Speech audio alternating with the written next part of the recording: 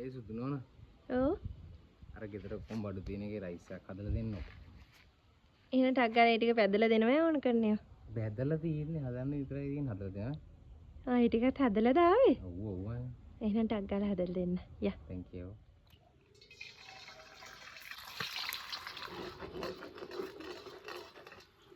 දැන් බිත්තර ටික දාලා තියෙන්නේ තෙල් එකට හොඳේ. මට පේනවා. ඊළඟට අපි අර පිංච දාගමු. දාගන්න සුදු ලුණු ටිකක්. අද ලුණු.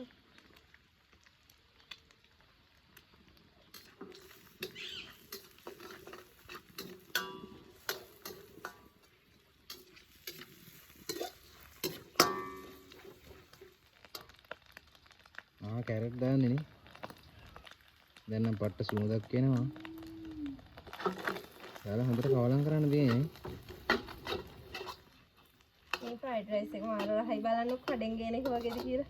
නෑ නේ. සුපිරියර බඩු දාලානේ හදන්නේ. නෑ ඊට කඩේට වඩා ලාභයි මේක මම දාගත්තම ගෙදර.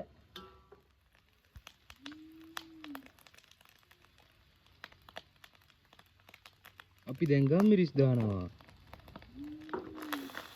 ලුණුයි ගම් මිරිස් විතරයි. ඔන්න දැන් අපි දාගන්නේ කලින් බෙදලා අයින් තියාගත්ත chicken. ඊට පස්සේ sausages. යා. ඊළඟට මගේ ආසම කෑම. බෙදගත්ත පොඩි මාළු. ඔක කලින් fry කරපු ඉඳ මුලින් fry කරන්න ඕනේ නැහැ නේ.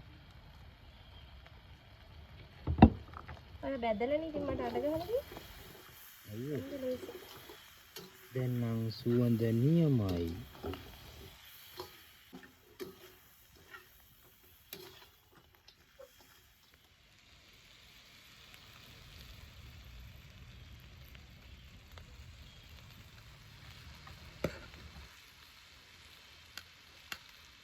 දැන් අපි බද්දා ගන්නවා. ඉතින් නම් සුවඳයිනේ. දැන් නම් සුපිරි බබා. වඩාත් ගිලි. කන්න තමයි තියෙන්නේ ඉතින් කවලම් කරගෙන. මම පොඩ්ඩක් ඔක උඩ දාලා කවලම් කරලා ගන්නද? අර කඩේ වගේ. පුළුවන්ද? ෆ්‍රයි එකක් දෙමු බෑ. ප්ලීස් ටිකක් දාලම දෙන්න.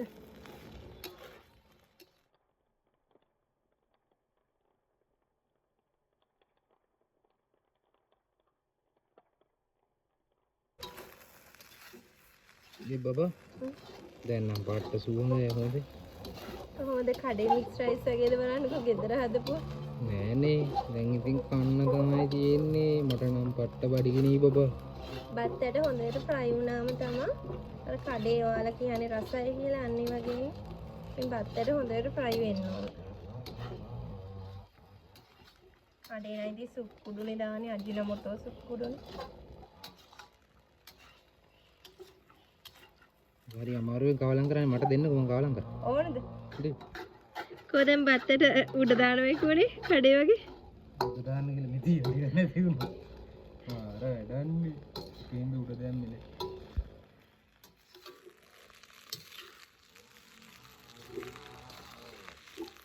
කටින් කටට ඉස්සරේ.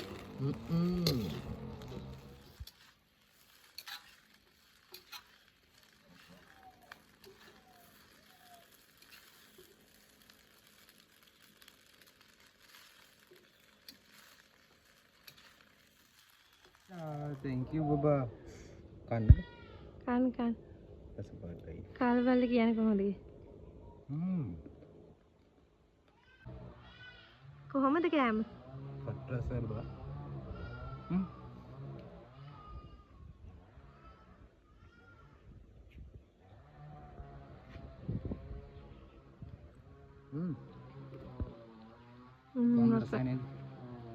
thank you.